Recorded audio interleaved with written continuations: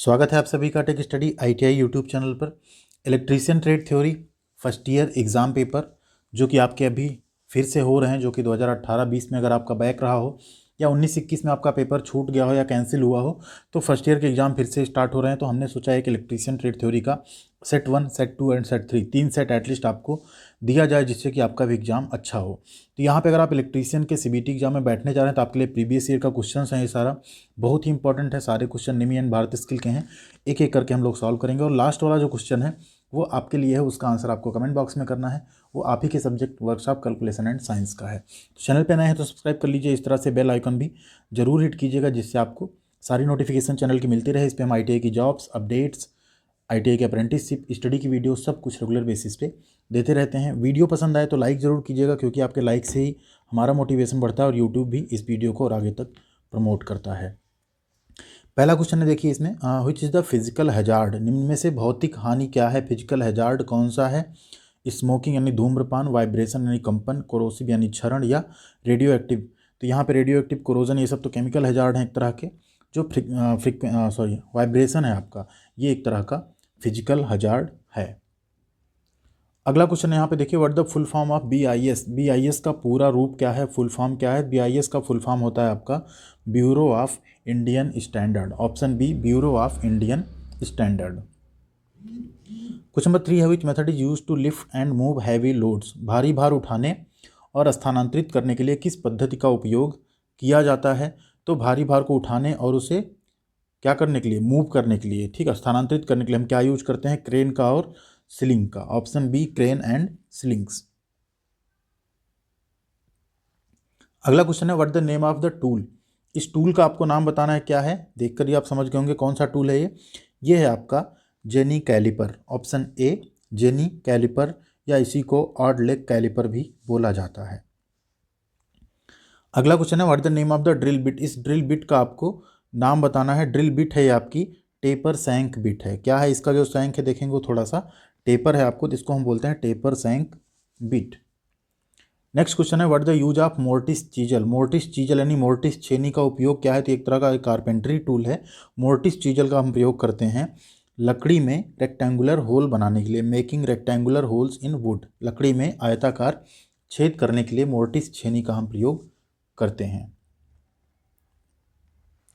अगला क्वेश्चन है, what the name of the joint. इस जॉइंट का आपको नाम बताना है, क्या है? जॉइंट आपने देख लिया, married joint, scarf joint, western union joint, या ब्रिटानिया स्ट्रेट जॉइंट। तो ये है आपका ऑप्शन ए, मैरिड जॉइंट या मैरिड जोड़। अगला क्वेश्चन है, what the value of electrical conductivity of aluminium conductor. एक एल्यूमिनियम कंडक्टर की इलेक्ट्रिकल कंडक्टिविटी कितनी होती है? तो कंडक्टिविटी का मात्रक क्या होता है?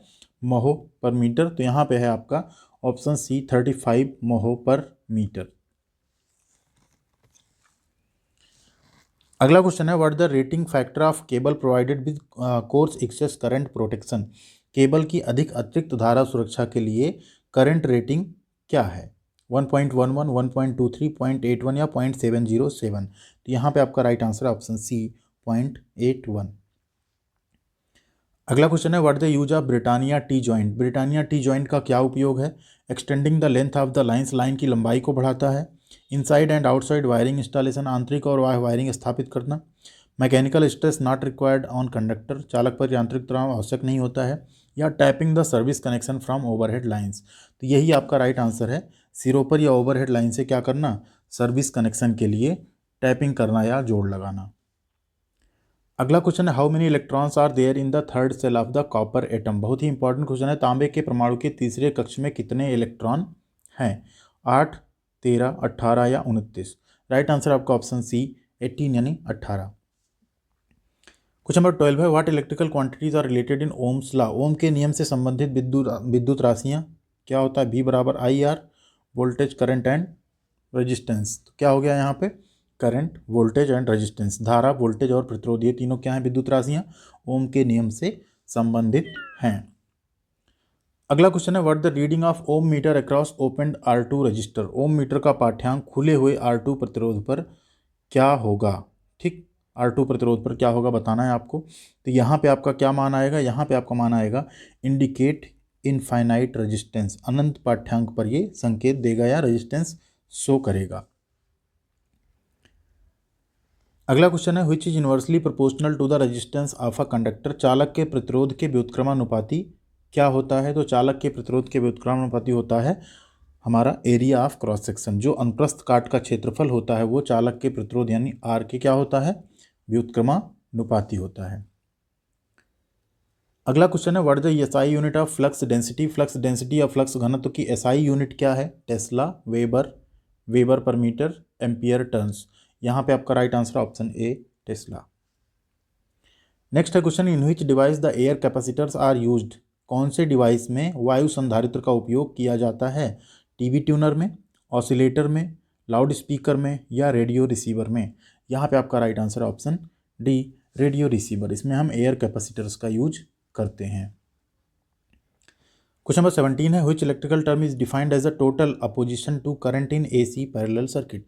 एसी पैरेलल सर्किट में धारा के कुल प्रतिरोध या विरोध के रूप में किस विद्युत शब्द को परिभाषित किया जाता है? रेजिस्टेंस को, इम्पीडेंस को, एडमिटेंस को या ससेप्टेंस को। तो यहाँ पे राइट आंसर आपका ऑप्शन सी एडमिटेंस। नेक्स्ट है question 18 number what is the formula for reactive power in AC circuit. एक एसी सर्किट में रिएक्टिव पावर पी आर का फार्मूला क्या है? तो P R is equal to होता है वी आई साइन थीटा। क्या होता है? P R is equal to V I sine theta. Question number 19 है what the phase displacement in a single phase AC circuit. एक सर्किट एकल phase AC circuit में कलांतर यानी फेज डिफरेंस या phase displacement कितना होता है? 90 डिग्री, 120 डिग्री, 180 डिग्री या 270 डिग्री। तो सिंगल फेज एसी में वो होता है 90 डिग्री। नेक्स्ट है question what the phase displacement between phase in a three phase circuit. एक तीन कला एसी सर्किट में कलांतर कितना होता है? 90 डिग्री, 120 डिग्री, 180 डिग्री या 360 डिग्री। तो थ्री फेज एसी में होता है वो 120 डिग्री। अगला क्वेश्चन है देखिए how the capacity of batteries is specified. Battery की क्षमता हम कैसे बताते हैं? तो वो होती है एएच में यानी एम्पियर आवर या एम्पियर घंटा में। Option D ampere hour. Question number 22 है what the electrochemical equivalent ECE of silver. चांदी का विद्युत रासायनिक तुल्यांक यानी इलेक्ट्रोकेमिकल इक्विवेलेंट क्या है? 0.001182 mg पर कूलाम, 0.01182 mg पर कूलाम, 0.1182 mg पर कूलाम या 1.1182 mg पर कूलाम। राइट आंसर आपका ऑप्शन डी 1.1182 mg पर कूलाम। अगला क्वेश्चन है what the maximum PVC conduit size to make safe cold bending. सुरक्षित ठंडा मोड़ के लिए पीवीसी पाइप या नली का आकार अधिकतम आकार क्या है? 12 mm, 19 mm, 25 mm या 50 mm। राइट आंसर आपका ऑप्शन सी 25 mm। नेक्स्ट है question how the conduit pipes are specified. Conduit pipe को कैसे निर्दिष्ट किया जाता है? लेंथ इन मीटर मतलब लंबाई में, वॉल थिकनेस इन mm दीवार की मोटाई मिलीमीटर में, इनर डायमीटर इन mm आंतरिक व्यास mm में या आउटर डायमीटर इन mm बाह्य व्यास mm में। राइट आंसर आपका आउटर डायमीटर से कंडुइट पाइप को निर्दिष्ट किया जाता है कि उसका बाहरी व्यास कितना है mm में। अगला क्वेश्चन है what the name of the diagram. इस आरेख का आपको नाम बताना है। देख लिया होगा आपने आरेख। तो ये आरेख है आपका ऑप्शन डी सर्किट डायग्राम। इसे हम क्या बोलते हैं? सर्किट डायग्राम बोलते हैं। क्वेश्चन नंबर 26 है how many two way switches with intermediate switch are use to control one lamp from three different places. मध्यवर्ती स्विच के साथ कितने टू वे स्विच एक लैंप को तीन अलग अलग स्थानों से नियंत्रित करने के लिए उपयोग किए जाते हैं? 1, 2, 3 या 4। राइट आंसर आपका ऑप्शन बी 2। अगला क्वेश्चन है what the minimum size of copper earth continuity conductor used in single phase domestic wiring as per BIS. BIS के अनुसार एकल चरण घरेलू तारों में इस्तेमाल होने वाली एल्युमिनियम की जो अर्थ कंटिन्यूटी है कंडक्टर का न्यूनतम आकार क्या रहता है? 3 square mm, 3.5 square mm, 2.5 square mm या 1.5 स्क्वायर mm। राइट आंसर आपका option D 1.5 square mm। Next है question which principle the earth resistance tester works. जो अर्थ रेजिस्टेंस टेस्टर है वो किस सिद्धांत पर काम करता है? सेल्फ इंडक्शन यानी स्वप्रेरण पे, म्यूचुअल इंडक्शन यानी अन्योन्य प्रेरण पे, फॉल ऑफ पोटेंशियल मेथड विभवपात विधि पे या फ्लेमिंग्स लेफ्ट हैंड रूल पर। तो यहाँ पे आपका right answer option C fall of potential method यानी विभवपात विधि पे वो काम करता है। अगला क्वेश्चन आपका, what is the maximum permissible load for a power sub circuit as per IE rules. IE के नियम के अनुसार पावर सब परिपथ यानी सब सर्किट के लिए अधिकतम अनुमेय भार परमिसिबल लोड क्या होता है? 800 वाट, 1500 वाट, 2000 वाट या 3000 वाट। तो आईई के नियम के अनुसार वो होता है आपका ऑप्शन डी 3000 वाट। नेक्स्ट है question, what is the unit of luminous flux. Luminous flux की इकाई क्या होती है? तो ल्यूमिनस फ्लक्स की इकाई होती है आपकी ल्यूमेन, ऑप्शन बी ल्यूमेन। अगला क्वेश्चन है, what the working temperature of filament lamp. Filament lamp का वर्किंग टेम्परेचर कितना होता है? 1500 degree Celsius, 1800 degree Celsius, 2000 degree Celsius या 2300 डिग्री सेल्सियस। राइट आंसर आपका ऑप्शन डी 2300 यानी 2300 डिग्री सेल्सियस। क्वेश्चन नंबर 32 है, which instrument is an example of an integrating instrument. कौन सा उपकरण एकीकृत उपकरण का एक उदाहरण है? वीडियो कैसी लग रही है आप लोग जरूर कमेंट किया करिए। वीडियो अच्छी लग रही है, वीडियो में और क्या सुधार हो सकता है और कैसी वीडियो लाएं आपके लिए, वो सारी चीज़ें आप लोग जरूर कमेंट किया करिए। तो हमें भी फीडबैक मिलता है, वो चाहे पॉजिटिव हो चाहे नेगेटिव, तो बहुत अच्छा लगता है। AC volt meter, DC volt meter, energy meter या tangent galvanometer.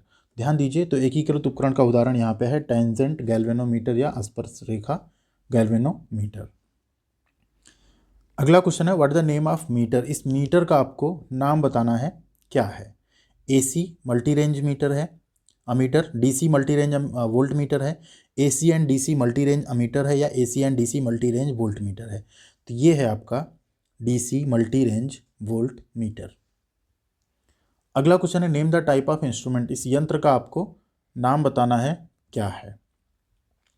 Attraction type moving iron है, रिपल्सन टाइप मूविंग आयरन यानी प्रतिकर्षण प्रकार का चल रहा है, परमानेंट मैग्नेट मूविंग कॉइल है या डायनेमोमीटर टाइप मूविंग कॉइल है। तो ये है आपका अट्रैक्शन टाइप मूविंग आयरन। अगला क्वेश्चन है, which force is required to move the pointer from zero position in an indicating instrument. एक इंडिकेटिंग इंस्ट्रूमेंट में पॉइंटर को शून्य स्थिति से स्थानांतरित करने के लिए किस बल की आवश्यकता होती है? कंट्रोलिंग फोर्स की, डिफ्लेक्टिंग फोर्स की, एयर फ्रिक्शन डैम्पिंग की या एडी करंट डैम्पिंग की। तो यहाँ पे आपको जरूरत होती है डिफ्लेक्टिंग यानी विचलन बल की। क्वेश्चन नंबर 36 है, which is the position for maximum output of the heater. Heater के अधिकतम निर्गत के लिए कौन सा स्थान है, कौन सी पोजीशन है इसमें? 1 है, 2 है, 3 है और 4 है। ये आपको देखना और बताना है। तो यहाँ पे आपकी जो पोजीशन 2 है, स्थिति 2 है, ये हीटर का मैक्सिमम आउटपुट के लिए पोजीशन है। अगला क्वेश्चन है, what is the magnetron tube filament voltage used in microwave oven. ये सारे आपके प्रीवियस ईयर के क्वेश्चन हैं जो प्रीवियस ईयर में पूछे भी गए हैं। माइक्रोवेव ओवन में प्रयुक्त मैग्नेट्रॉन ट्यूब फिलामेंट वोल्टेज क्या है? तो माइक्रोवेव में जो प्रयुक्त मैग्नेट्रॉन ट्यूब फिलामेंट वोल्टेज है वो होता है आपका 3.2 volt AC, option D 3.2 volt AC। Question number 38 है, what is the function of stirrer motor in microwave oven. Microwave oven में स्टीरर मोटर का कार्य क्या है? ड्रास कूलिंग एयर इनसाइड, अंदर ठंडी हवा खींचता है, स्प्रेड्स द हीट यूनिफॉर्मली, ऊष्मा को समान रूप से फैलाता है, exhaust the hot air outside, गर्म हवा को बाहर निकालता है, या revolves and reflects the electromagnetic energy. ठीक, यहाँ पे आपका राइट आंसर है option D revolves and reflects the electromagnetic energy. घूमता है और विद्युत चुंबकीय ऊर्जा को रिफ्लेक्ट करता है। ठीक, अगला क्वेश्चन है, what the cooling method of transformer. Transformer की शीतलन विधि का आपको नाम बताना है, क्या है? ऑयल नेचुरल कूलिंग है, oil natural air forced cooling यानी तेल प्राकृतिक हवा बलित ठंडा करना है, oil forced air forced cooling है या oil natural water forced cooling है। तो ये है आपका ऑयल नेचुरल कूलिंग। अगला क्वेश्चन है, इसके बाद आपकी बारी आएगी, what the composition of steel and silicon steel in transformer core. एक ट्रांसफार्मर कोर में स्टील और सिलिकॉन स्टील का कंपोजिशन क्या रहता है? Steel 97% and silicon 3%, steel 95 and silicon 5, steel 93 and silicon 7 या स्टील 90 एंड सिलिकॉन 10। तो राइट आंसर आपका option C steel 93% and silicon 7%। ये थे 40 क्वेश्चन। अब आती है आपकी बारी। क्वेश्चन नंबर 41 आपके लिए, आप ही के सब्जेक्ट WCS से, what is called mass per unit volume of a substance.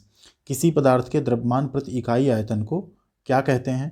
मास यानी द्रव्यमान कहते हैं, वेट यानी भार कहते हैं, डेंसिटी यानी घनत्व कहते हैं, वॉल्यूम यानी आयतन कहते हैं। तो जो भी राइट आंसर हो आप लोग कमेंट कीजिएगा, जिसका भी कमेंट सही होगा हम उस पर लाइक और अप्लाई जरूर करेंगे।